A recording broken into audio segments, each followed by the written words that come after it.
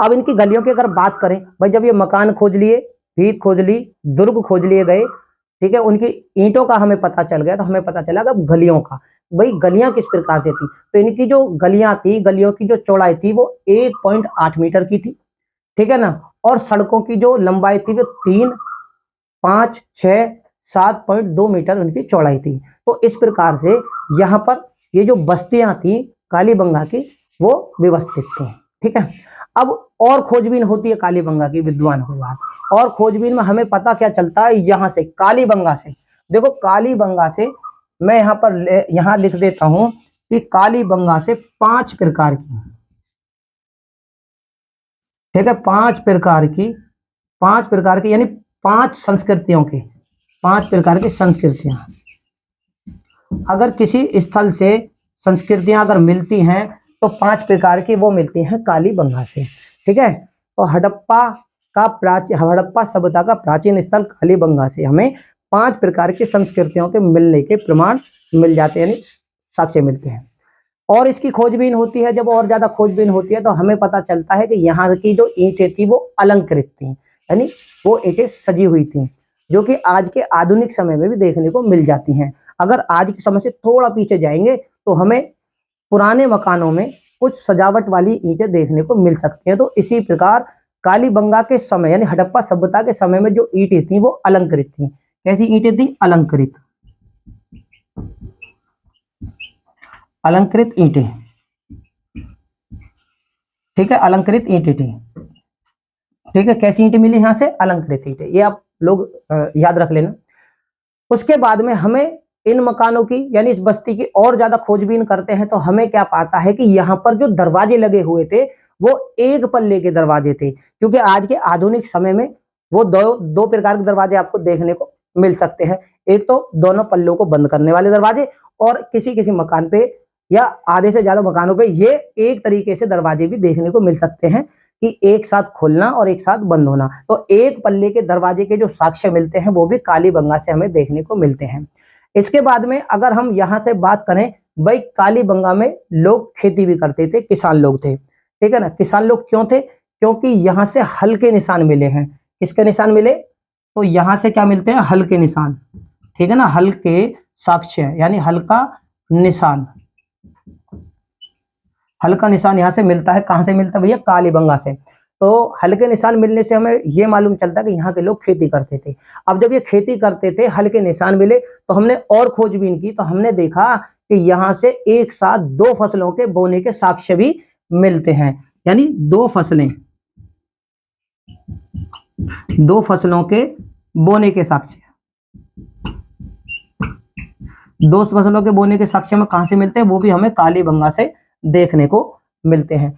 अब इनके ये मालूम होने के बाद में हमने और भी यहाँ पर खोज भी की, तो फिर हमें मालूम चलता कि कालीबंगा में जो उस समय व्यक्ति रहते थे वो भाई ईंट बड़ी और छोटी होना, मकान का होना, ठीक है ना। तो ये साबित करता है कि ये जो लोग थे नाप तोल भी बहुत अच्छी तरह से जानते थे। वो मैंने आपको पहले भी बताया है, क्योंकि इनसे संबंधित जानकारी हम और भी जुटाएंगे, केवल आज हम स्थलों से संबंधित जानकारियां जुटा रहे हैं, ठीक है। तो यहां से हमें क्या मिलता है? मिट्टी का बना,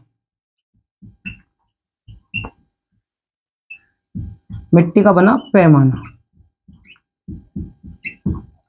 अब आप ये कहेंगे जी पैमाने तो बहुत सारी जगह से मिले, तो वो मैं आपको बता देता हूं। देखो हड़प्पा से तांबे का पैमाना मिलता है, मोनजोदड़ो से जो मिलता है शंख का पैमाना, ठीक है ना। और चंद्रहूदड़ो से जो मिलता है लोथल से, वो तांबे का पैमाना था, ठीक है। और यहां से जो मिलता है मिट्टी का, सॉरी हाथी दांत का, लोथल से सॉरी लोथल से मिलता है हाथी दांत का पैमाना, और यहां से कालीबंगा से किस चीज का? मिट्टी का बना पैमाना मिलता है। तो 4 प्राचीन ऐसे स्थल हैं जहां पर अलग अलग तरीके पैमाने हमें देखने को मिलते हैं। पैमाना मिलने के बाद में हमने यहां देखा कि शंख और कांच की चूड़ियां भी हमें यहां पर साक्ष्य के रूप में मिलती हैं।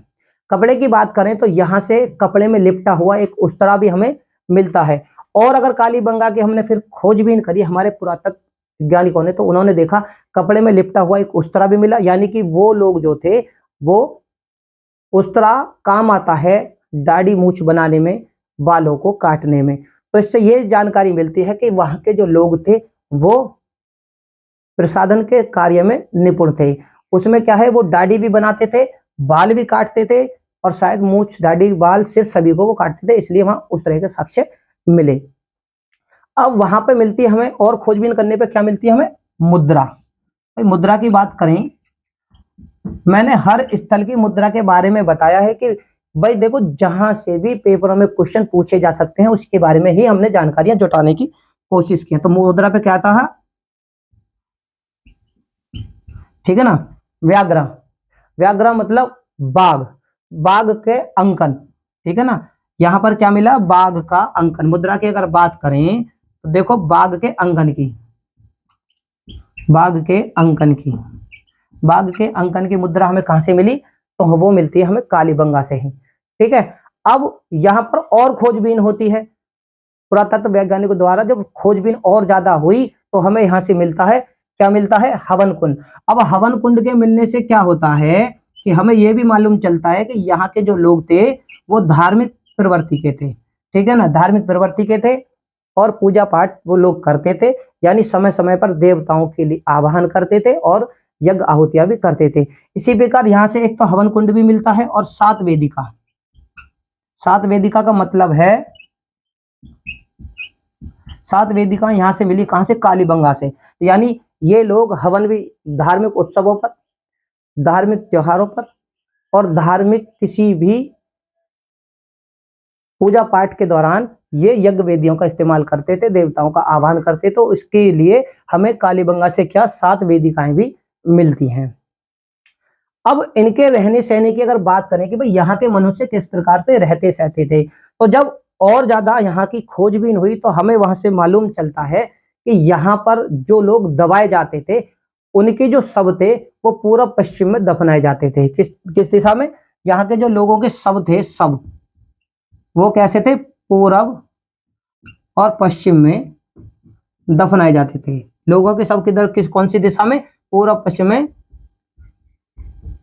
ठीक है ना, पूर्व पश्चिम में उनको दफनाया जाता था, ठीक है। अब शवों की अगर हम बात करें तो यहीं से, कहां से, कालीबंगा से मनुष्य के शवों की जो क्रियाएं थी, ठीक है ना, यानी मरने के बाद में उन मनुष्यों को उनकी क्रियाएं किस प्रकार से की जाएं, यानी शव के साथ। तो शवों की क्रिया का अगर देखें तो यहाँ पे क्रिया की तीन विधियां थी। कहां पर, कालीबंगा में शवों की क्रिया की तीन विधियां हमें यहाँ से मिलती हैं। वो कौन कौन सी विधियां थी, तो कौन सी थी, शवों की, लिख देता हूं, शवों की क्रिया, क्रिया की थी तीन विधि। एक विधि थी जिनमें आंशिक, ठीक है, और एक थी पूर्ण, पूर्ण समाधि,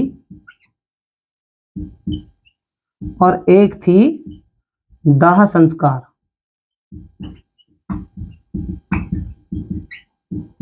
अब इन तीनों में आंशिक में क्या होता है, मृतक को आधा जलाकर आधा जीव जंतुओं के लिए छोड़ देना, वो होता है आंशिक शवादहन।